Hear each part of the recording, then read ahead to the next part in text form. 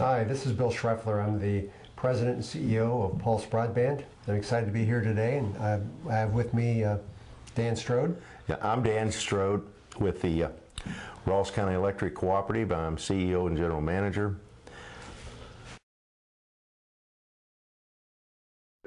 Absolutely. In fact, that's one of the things that also excites us, is to think that this is really rare and unique, because over this network you can have folks coming into these markets that never would have come into these markets to begin with. Traditionally, it may focus on big cities, urban areas, things like that.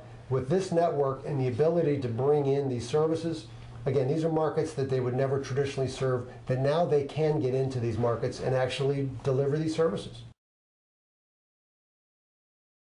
That we had recognized a good year ago that we were going to have to do something different, and so we had visited a large municipality down south that had put in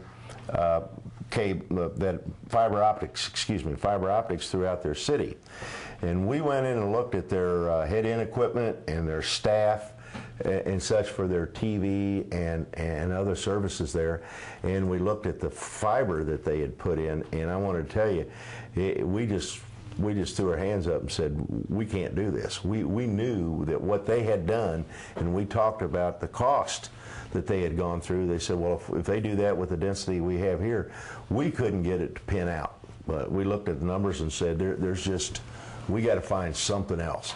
And so the beautiful thing was, we said the capital impact of providing these services, our capital requirements to individually provide these services, were really cost prohibitive by the co-op. And when we got the idea from Pulse, they come in and said, we can make this open access, where others can come in and serve your customers, and they will have the opportunity of choice.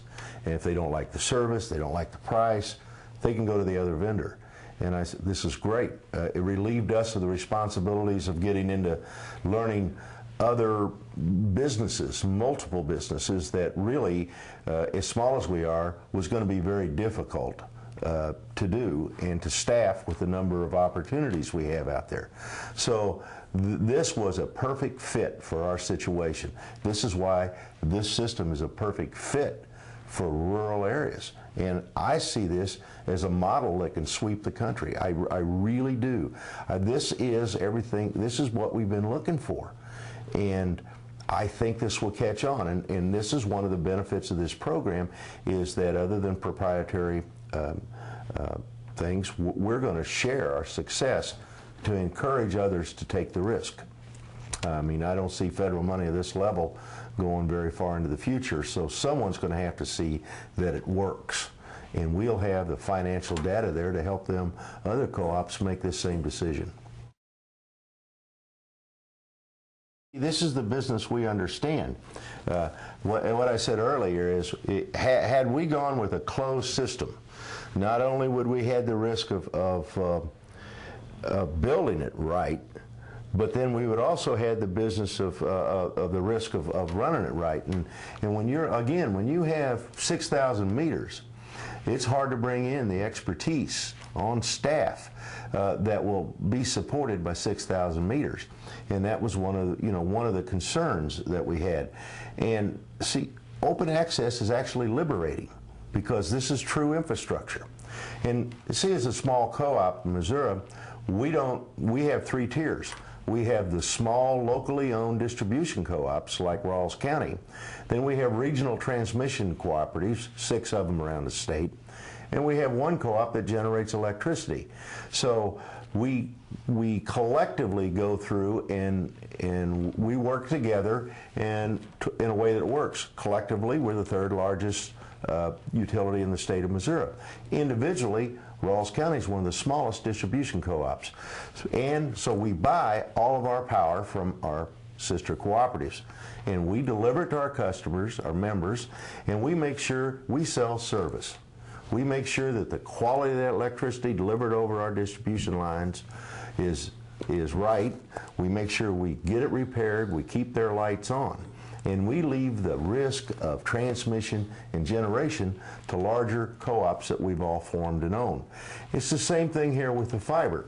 This way, with the open access, we can build the fiber, maintain the fiber, and leave the new technologies, keeping up with what's tomorrow, to bigger organizations that can come in and have access.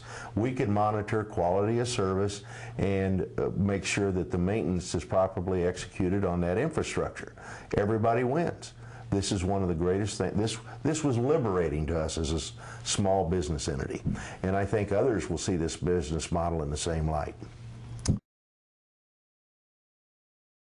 The capability or the capacity of this open access as we sit here today is, again, 2 video providers, upwards of 8 ISPs, internet service providers at 50 meg each, which is huge. Yes. Unlimited number of voice over IP telephone providers. We're talking security. We're talking about lots of other opportunities, and that's what we call kind of SIP 1.0, service interface point, open access architecture, and we think that the future is even brighter than that. I think there's going to be opportunity for more entry into this network through this service interface point. So we're excited. Unless they come out with something that has not been invented yet, we have the best technology available to our members. Absolutely. As we can get for them. Absolutely.